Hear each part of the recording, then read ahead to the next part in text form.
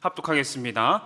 엘리사가 다시 길갈에 이르니 그 땅에 흉년이 들었는데 선지자의 제자들이 엘리사의 앞에 앉은지라.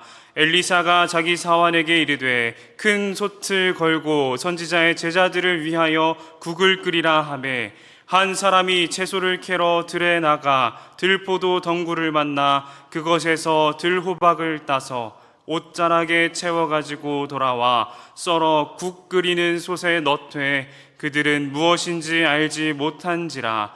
이에 퍼다가 무리에게 주어 먹게 하였더니 무리가 국을 먹다가 그들이 외쳐 이르되 하나님의 사람이여 솥에 죽음의 독이 있나이다 하고 능히 먹지 못하는지라. 엘리사가 이르되 그러면 가루를 가져오라 하여 솥에 던지고 이르되 퍼다가 무리에게 주어 먹게 하라 하매 이에 솥 가운데 독이 없어지니라. 한 사람이 바알 살리사에서부터 와서 처음 만든 떡 곧 보리떡 20개와 또 자루에 담은 채소를 하나님의 사람에게 드린지라. 그가 이르되 무리에게 주어 먹게 하라. 그 사환이 이르되 내가 어찌 이것을 백령에게 주겠나이까 하나 엘리사는 또 이르되 무리에게 주어 먹게 하라. 여호와의 말씀이 그들이 먹고 남으리라 하셨느니라. 그가 그들 앞에 주었더니 여호와께서 말씀하신 대로 먹고 남았더라. 아멘. 할렐루야. 새벽에 나와 하나님께 영광 돌리고 말씀으로 시작하는 이 삶이 귀하고 복된 삶인 줄 믿습니다. 가난은 사람을 간절하게 만듭니다. 사실 가난뿐만 아니라 무언가가 없을 때, 결핍되었을 때 사람들은 간절해지기 마련입니다. 사랑이 없다면 외로움을 느끼고 물질이 없다면 욕심을 느끼듯 사람은 무언가의 결핍을 힘겨워합니다. 오늘 물질의 결핍을 느끼고 있는 사람의 이야기가 등장하고 있습니다. 오늘 본문 말씀 열왕기하 4장의 말씀을 통해서 우리가 우리 삶에 있는 결핍을 어떻게 이겨내고 결핍의 상황을 어떻게 해결해 나갈지 함께 나누며 은혜 받는 시간 되기를 소망합니다. 오늘 말씀의 배경을 보면 한 큰 전쟁이 있은 후의 이야기임을 알 수 있습니다. 모든 성경이 시간순으로 기록되어 있는 것은 아니지만 역사서만큼은 그 기록이 시간순이라고 봐도 무방한데요. 오늘 본문은 모압과 에돔 그리고 이스라엘과 유다의 전쟁을 앞에 보여주고 있습니다. 3장에서 나타나는 이 전쟁은 결국 이스라엘과 유다가 승리하기는 했지만 전쟁으로 인해 그 백성들이 어떤 삶을 살아가고 있는지에 대해서 우린 4장 말씀을 통해서 간접적으로나마 살펴볼 수 있습니다. 수요일과 목요일 새벽 예배 때 이미 앞에 이야기들을 아주 잘 들으셨겠지만 4장 1절부터 44절까지의 말씀에서 등장하는 새 이야기를 통해서 우리 삶에서 일어나는 결핍을 어떻게 바라볼 수 있는지 배울 수 있습니다. 우리가 오늘 이 이야기들을 다시 한번 살펴보도록 하겠습니다. 4장의 시작은 한 선지자의 제자들의 아내 중 한 사람의 이야기로 시작합니다. 성경은 이렇게 기록합니다. 1절을 보면은 선지자의 제자들의 아내 중에 한 여인이 엘리사에게 부르짖어 이르되 당신의 종 나의 남편이 이미 죽었는데 당신의 종이 여호와를 경외한 줄은 당신이 아시는 바니이다. 이제 빚준 사람이 와서 나의 두 아이를 데려가 그의 종을 삼고자 하나이다 하니 아멘. 자신을 선지자의 제자의 아내라고 밝힌 한 이 여인은 자신의 상황을 설명하고 있습니다. 자신은 빚을 졌고 남편은 죽었으며 빚을 진 자신이 자신의 두 아이를 데려다가 종으로 삼으려 한다는 어떤 한 사람이 종으로 삼으려 한다는 아주 심각한 내용이었습니다. 이런 모습을 통해 간접적으로나마 3장에 있었던 그 전쟁이 백성들의 삶을 얼마나 궁핍하고 어렵게 만들었는지에 대해서 우리가 알 수 있습니다. 이 이야기를 통해서 이 과부는 재정적인 결핍의 상황에 있었다는 것을 우리가 알 수 있습니다. 하지만 엘리사는 그 과부의 가정이 가지고 있는 결핍의 상황을 해결해주는 모습을 보여주죠. 그리고 4장 8절부터 또 다른 이야기가 시작됩니다. 이번에는 수넴에 살고 있는 한 부부의 이야기입니다. 수넴에 자녀가 없는 한 부부가 살고 있었습니다. 이 부부에게는 자녀가 없다는 결핍이 있었고 자녀를 갖고자 하는 욕망이 있었습니다. 엘리사가 그 부부를 보고 내년 이맘때에 아들이 생길 것이라고 말해줍니다. 그리고 그 부부에게 아들이 생겼고 그 아들이 잘 자라는 듯 보였습니다. 그런데 어느 순간 갑자기 아들이 큰 병을 얻고 맙니다. 그리고 죽게 됩니다. 참 스토리가 빠르죠. 성경에서 그렇게 빠르게 진행을 하고 있는데요, 급박하게 진행을 시키고 있는데요, 그렇게 머리를 붙잡고 아들이 죽고 부부는 급히 엘리사를 찾아가게 됩니다. 엘리사는 급하게 달려온 그 부부의 아들을 살리게 되죠. 부부의 결핍이 해결되는 모습을 보여주는 겁니다. 마지막으로 오늘 본문 38절부터 44절까지를 보면요, 두 가지 기적의 모습을 보여줍니다.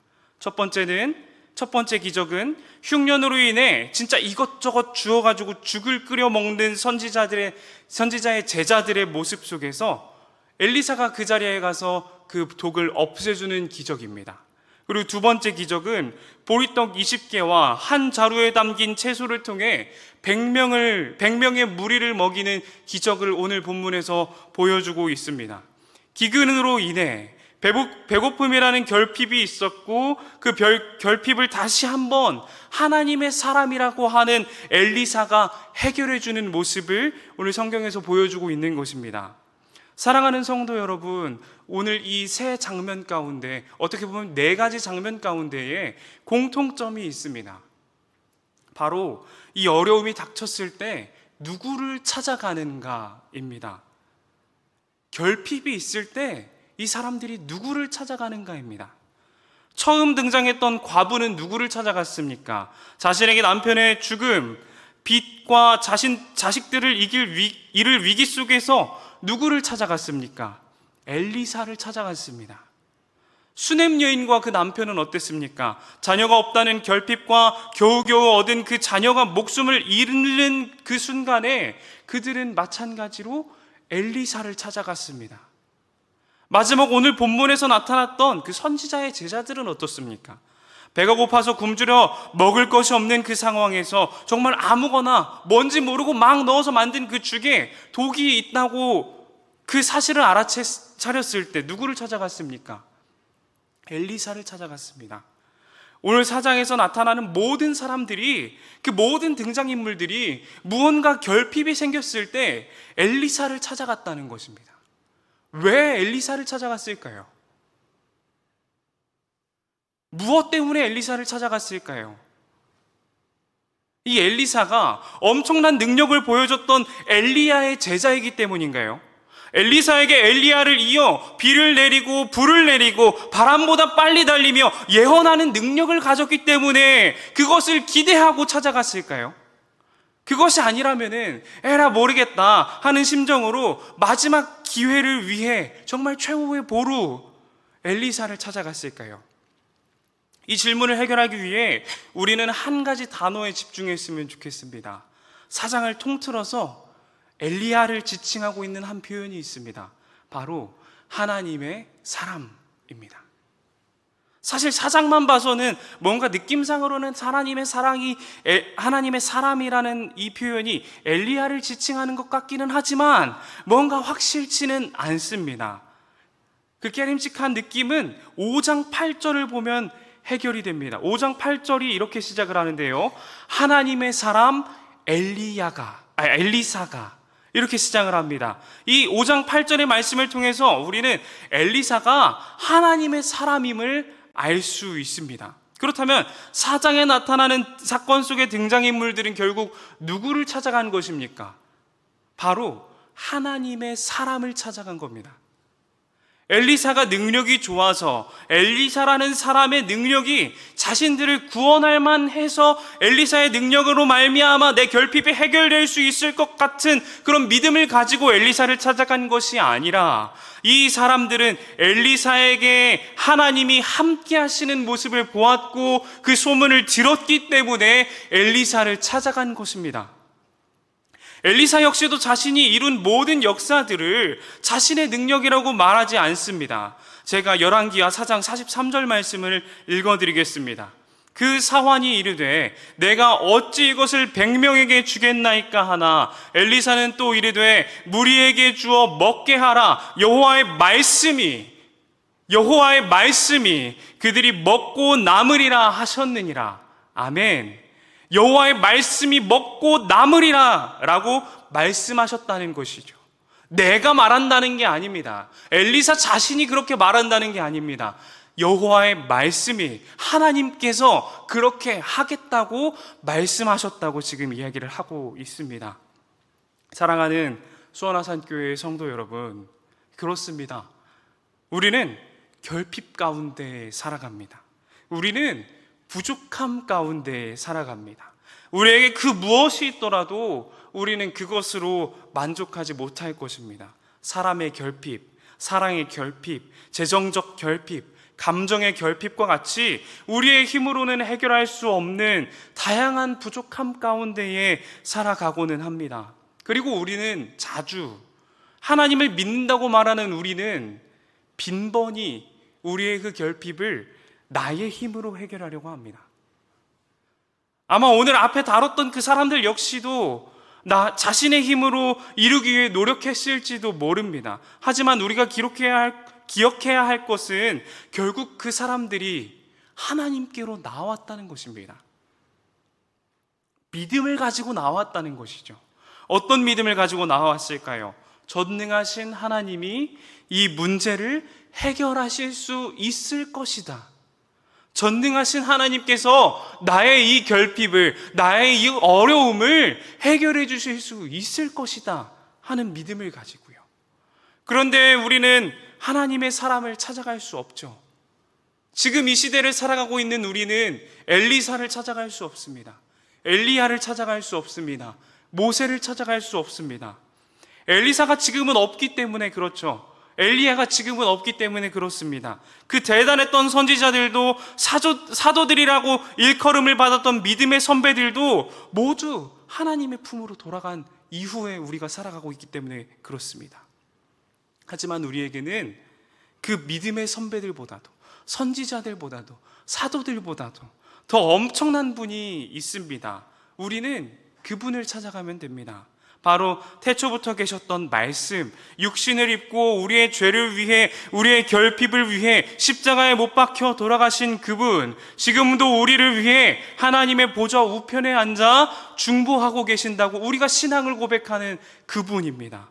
우리가 기도함으로 나아갈 때에 오늘 44절의 말씀과 같은 역사가 일어날 줄 믿습니다. 그가 그들 앞에 주었더니 여호와께서 말씀하신 대로 먹고 남았더라.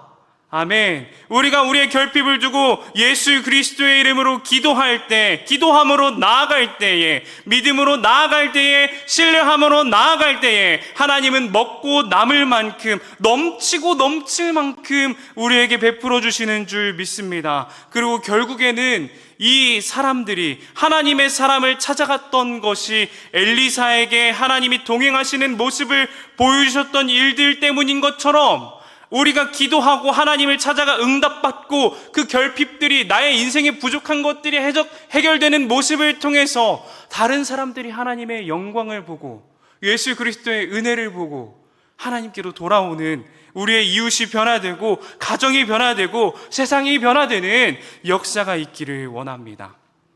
결국 성도가 기도하며 나아갈 때 성도가 하나님의 사람이 되고 다른 사람들을 그리스도께로 이끌어갈 존재가 된다는 것을 기억하고 그런 믿음을 가지고 오늘 하루도 살아내는 우리 수원아산교회 성도님들이 되시기를 너무나도 소망합니다. 우리 시간 함께 기도드리도록 하겠습니다. 사랑과 은혜가 충만하신 하나님, 우리 역시도 우리의 결핍을 들고 하나님께 나아가기를 원합니다. 그리고 그 어려움과 힘겨운 싸움 속에서 하나님의 은혜와 사랑을 경험하고 그 경험을 나누고 세상 가운데 보이며 살아가기를 원하오니 하나님, 우리를 통하여 일하여 주시옵소서.